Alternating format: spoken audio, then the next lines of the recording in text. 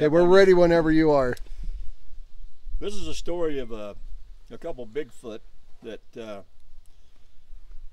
accosted two of our miners up on Hoyt Peak back 20 years ago. We had a company by the name of Has Petroleum, and the owner of the company was Mike Taylor, and Mike Adams, and they were pretty busy, pretty diversified, and so they thought, well, we need to get a couple guys working on the mine that wouldn't mind doing it just for the experience and maybe, you know, expenses and such. Well, it turned out that they found a couple guys in Washington State that were college students, and they wanted the job of working in the mine and being in the mountains. And on top of that, they were Bigfoot hunters. And at that time, Utah wasn't known for any Bigfoot sightings at all, hardly at all. Maybe a few, but not many. So anyway, they came up there, these two college boys, and they were in their, I think the one was 19 and one was 21. And they set to working up on the Josephine. They had their camp set up just above the mine. And we went up there and made sure they had food and made sure they had all the stuff they needed to mine. And they were basically just grubbing out the hole with 5-gallon buckets. Well, I lived in Kearns at the time, and my partner Gail Rhodes lived in West Jordan. One morning, I mean very early in the morning, I get a phone call. And I crawl out of bed, and I answered the phone, and I said, hello, and he said, this is Dusty. He says, we got to get to Camas. And I said, why? He said, well, our two miners are sitting in a phone booth down there freezing to death, and they're only wearing their skivvies. And we got to go get them. I said, what the heck happened? He said, well, I'll tell you on the way. So I drove to his house, got in his Jeep, and away we went. And he said that they had been chased off the mountain by Bigfoot. And they wrecked their car coming down White Hollow. So that's all he knew. So we get to Camas, and they're in a Isuzu car, one of those Isuzu things. Oh, the Isuzu? And it was totally hammered. It wouldn't even. You couldn't even drive it. Once they got down to the Camas Cafe, it was how they got that far. I'll never know. Wow. They tore the trans out of it, the rear end, everything. Wow. So anyway, they're huddled together in the phone booth right next to the Camas Cafe, and it's raining like cats and dogs, and they are in their underwear. So we get them in the Jeep, get it warmed up. Dusty went in the phone booth, and he called the owner of the cafe, had him come and open up early. We got him in the cafe, got him some blankets, got him some hot chocolate and a cup of coffee for the one kid. And this is the story they told. They said they were up in their tent, and it was lightning and thundering a little bit, and they brought some tapes with them of Bigfoot calls that they had taped over in Washington, and so they thought they'd play them. So they're up there playing these tapes. One kid says, and all of a sudden we hear this horrible roar, growl, and he said it's very close, and we thought, this must be a big bear or something. Then it started yelling and talking, and they knew it was a Bigfoot. So they cranked up the mic, cranked up the volume on their machine, and another one yelled from the right. Wow. And so they thought, hey, this is way cool. And so they started barking in the tent, making all kinds of noise. All of a sudden, the tent come flying off. And he said there were these two creatures that were at least 7 foot tall, and they started tearing everything there was apart in that camp. Wow. These two idiots jumped in their car and zipped off that mountain as fast as they could go, crashing all the way down. That's why they're in their underwear and everything else. And they were so petrified when they seen these things. They didn't come after them, but they went after everything in the tent, all their camp stuff, and it's raining. And there's the big things. They said they were both real dark. They could see their facial features. They were like a man, only a lot of hair, and they were really tall. And so we said, well, let's go back to your camp and see what we can scavenge up for you, you know, maybe salvage some stuff. And they said, no, we're never going back. We're never going back. I said, well, you gonna go home? Yeah. I said, you gonna go home in your underwear? If we have to, we're not going back. Well, the owner of the cafe at that time was a pretty generous guy, and so he was gonna go buy him some clothes and get him to the airport in Salt Lake to fly home. Well, Rhodes and I got up on the mountain up here after it had stopped raining, and we got to the camp, and we couldn't believe what we saw. There was a 3-burner Coleman stove, and it was twisted, looked like a pretzel. Wow.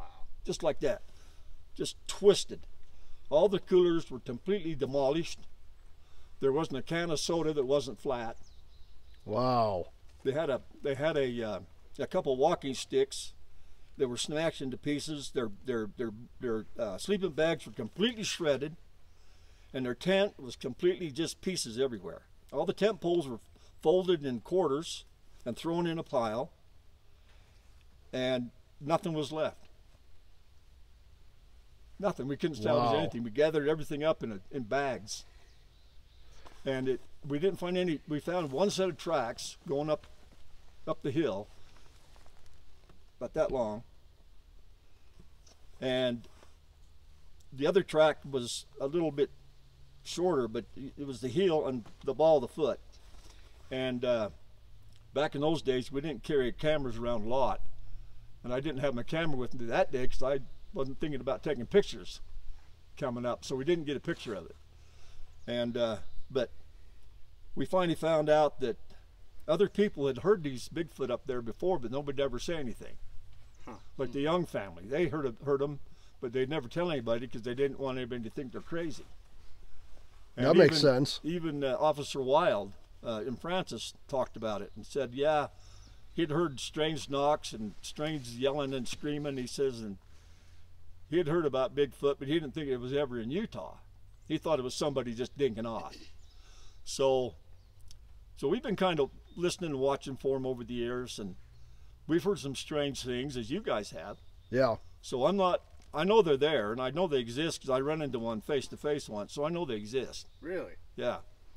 And Gail Rhodes and I run into one head to head one time up on 3 Divide Lakes. And it was about 7 foot tall. It was red, a lot of reddish brown hair, and he was a big creature.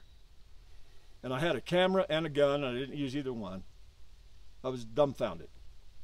And he was quick. He'd run across the edge of the lake, and I seen the water seep into his footprints, and he was striding from me to you, Ryan. Holy cow. Wow. And So he was a male, that's and he was well endowed too. that's what. I'm telling you. And he had shifty eyes. His eyes were not brown; they were more gray. But I was from here to the car from him. And Rhodes was standing back about here to that tree, and so I know they're there. I can't believe that campsite and that stove being twisted like that. That stove, we took that home, and Dusty Rhodes, Gail, had that for years.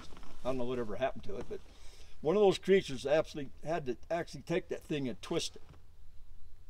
So moral of the story, don't play mating call signs when you're up here. I asked that kid, I said, what was you doing, swearing at him or what?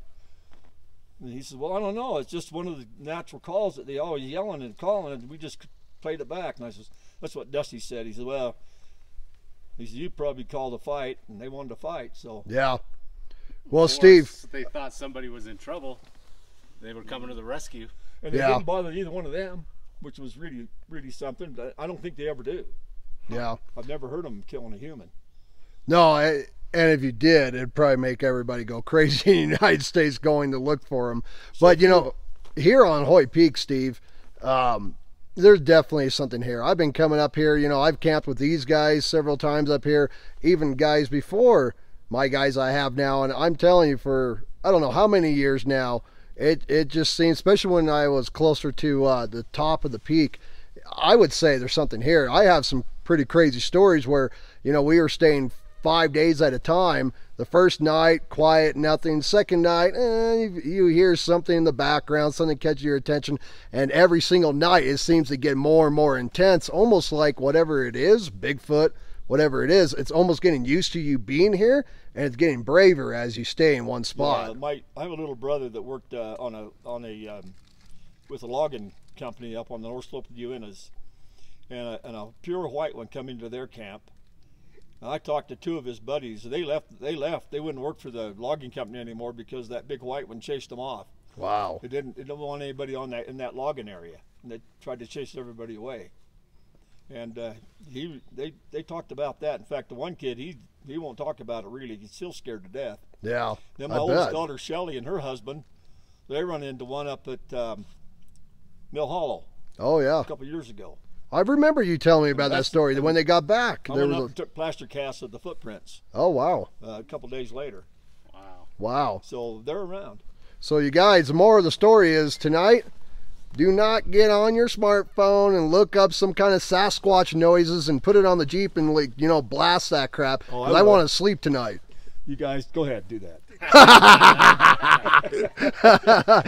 Kind of like when we were in mountain lion country and you were playing wounded coyote noises all night long. Dude, that's not the same thing, okay? That wasn't me anyways. That was Todd. Todd brought the Fox Pro, and Todd was playing all that kind of, you know, stuff. I did kind of freak him out with that one a little bit.